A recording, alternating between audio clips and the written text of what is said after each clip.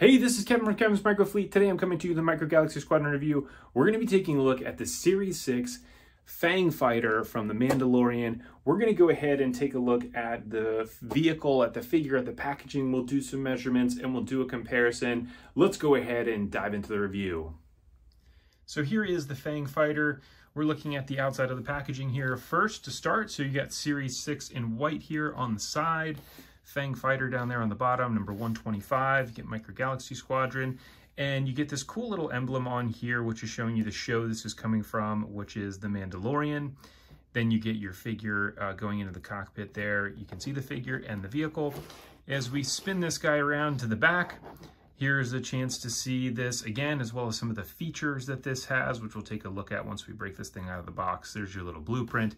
And then here are the other vehicles that come in this Starfighter class of Series 6. If you want to get the UPC, here is the UPC down there on the bottom. You can go ahead and take a snapshot of that, and that is that. Let's go ahead and bust this thing out of the box so we can take a look at what's on the back of the packaging and on the underside of this little insert. So now that I've got the Fang out of the package, this is our first look at a potential new scheme here for the X-Wing. So this is actually Red Leader's X-Wing. You can see it by the little one red dash there on the wing, and some of the other deco change on the actual vehicle itself, which is really cool. So far we have Luke's X-Wing, we have Wedge's battle damage X-Wing. Biggs is out there. While we didn't get a full release of him in Series 4, it will be coming here at some point, which we should be able to get our hands on that. And then it would be really cool to get this Red Leader. Now, he is not the X-Wing that actually is coming as the Chase in Series 6. The Chase is an old Kenner tribute. So here is another picture of that. Now we get a chance to see the front of the X-Wing, which looks really cool. And he's got the little red droid in there as well. So let's go ahead and actually take a look at the Fang fighter itself. Now that we have the Fang fighter out of the box, let's go ahead and start with the figure. So here is our figure. So we get the Mandalorian Fleet Commander. They did a great job with this already, I can tell by just the paint application, but there you get a chance to see a little blueprint on the back. Go ahead and take him out. And so here is our Mandalorian Fleet Commander, and they did a really nice job here with the paint application. I mean, there are so many little parts to this that are painted that are so difficult to get to, even just with a paintbrush. It's amazing that they're able to do this with a machine. So you got the brown down there on the bottom of his boots, as well as the belt buckle, the little thing on his chest, and then the white line around his helmet. So in order to get a reasonably straight white line on a curved surface like that is very difficult. So the fact that they got that on there is really nice. And you can see his jetpack here, which looks pretty cool. He's got the visor and everything. So the ability to get that line to be perfect right at the top of his visor is not easy at a high production rate. So I'm not that concerned about it. I just appreciate the fact that they put in the effort to try to do that. Now, if we look at him compared to our other Mandalorian, so this is the Mandalorian that we get in Series 5 of the Scout class. You can see the difference there in the paint application. It's much different. He's got a different color gauntlet there on the right side. Obviously, the back looks completely different as well in terms of the paint application. But again, very nicely done. His jetpack does actually remove, so I will go ahead and pop that off of there. And they actually did something slightly different with the jetpack. You can see it now has that shape to it. I don't even know what to call that, like a rectangular type of a shape, to be able to plug that into his back, which is different than what we've seen for most of the jetpacks, because most of them are like this, where it's almost like a D-shaped hole there on the back of the figure as well as on the jetpack to be able to plug that in. But it's really cool that they actually have something so small like this that does actually detach. Now, one other thing I do want to point out about this figure, right here, when you're looking at this on the camera, this looks like a very metallic blue. It actually looks much brighter in person, more like a royal blue color than what you're seeing here on the image on the camera. But they did a really nice job with this.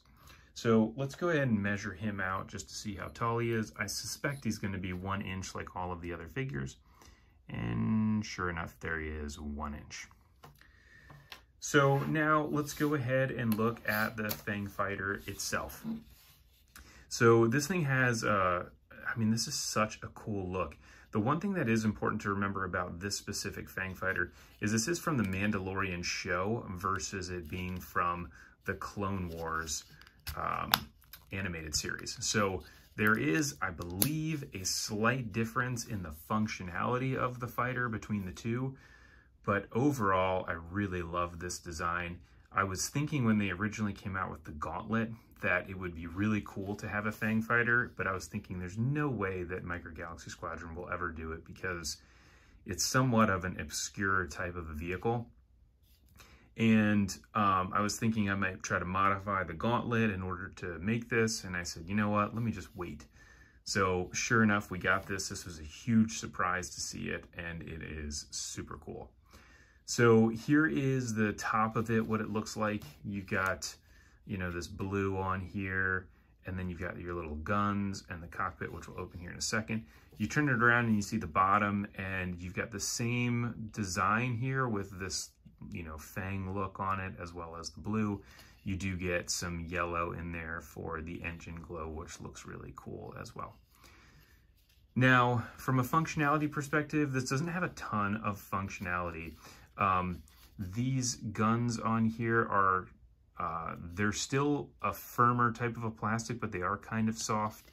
You do get your cockpit that opens here. So we'll go ahead and pop the figure in here in a minute to see how he fits. It's got 2 little clips here on the side to be able to click that thing down. Nice satisfying click. Then you also have these little pieces here, these flaps that come up to show the engine, which is a nice little feature.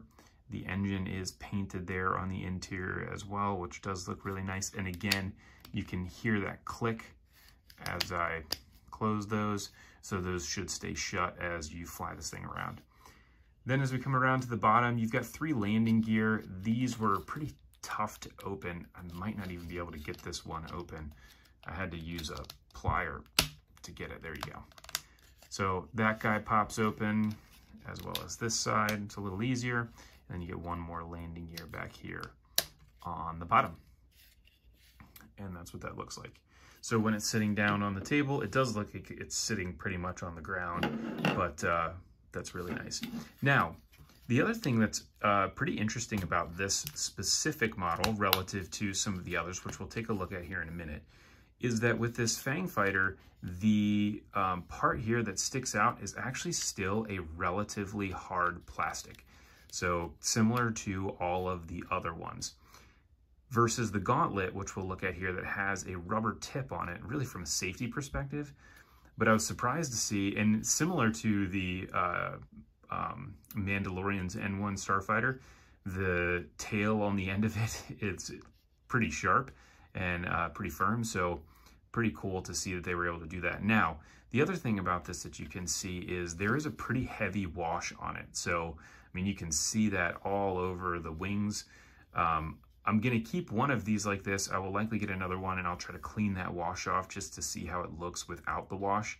I think it will look a little bit better. I'm surprised to see this heavy of a wash on it, as well as there is some speckling. So you can see that the black speckles that are all over it. That seems to be, just based on how prevalent it is all over the body of the ship, that is by design for it to actually have that. So I'll see once I get another one in hand whether or not that's the case. You can see it again there on the bottom, so I believe that is what it's supposed to be. So let's go ahead and take a couple measurements of this, and then we'll go ahead and compare this to some of the other vehicles in the line. So from wing to wing, this is about almost 4.5 inches. I'd call it 4.5. And then from front to back, it is about 5.5 inches. And then when it's in this flying position, it's got a relatively sleek profile, not even an inch tall. Now, let's go ahead and we're going to put the figure in this, and then we'll also go ahead and take a look at this compared to some others. So let me do that right now. Actually, I'm going to leave his jetpack on to see if he can fit in here with the jetpack on, which is always a concern. And gotta move his arms out of the way.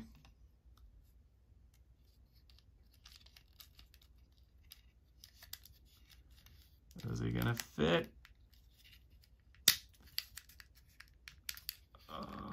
Let's see. Oh, that's a pretty snug fit. I don't think that's gonna work, so I'm gonna have to pop his jetpack off. The good thing about this is the cockpit is big enough. You could probably just set this in his lap. And there you go, with him seated in there without the jetpack on. Now his hands are right on the controls. So I'll just probably drop that guy right in there. And then we'll never really know about it once the door is shut. So there he is inside. And this thing looks super cool. All right, let me go ahead and grab some of the other ships and we'll compare it.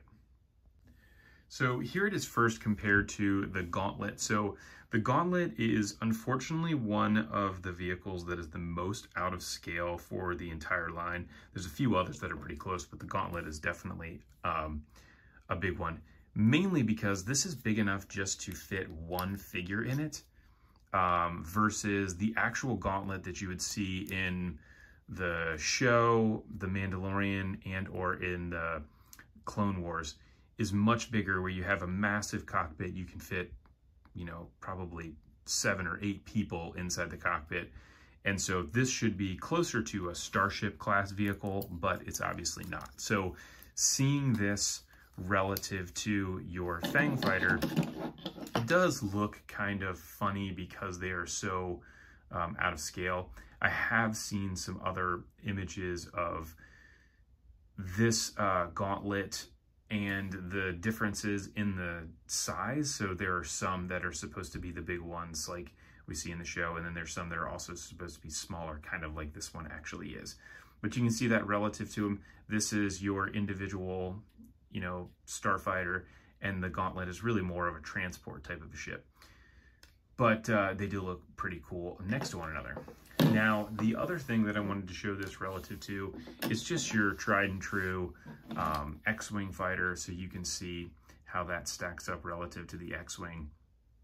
And it still looks reasonable. So again, I don't know what the actual size of the Fang fighter should be relative to the X-Wing. You can always check out my friend Jonathan's page, rebelscale.com. He's got all of the scale for all of the ships that are out there.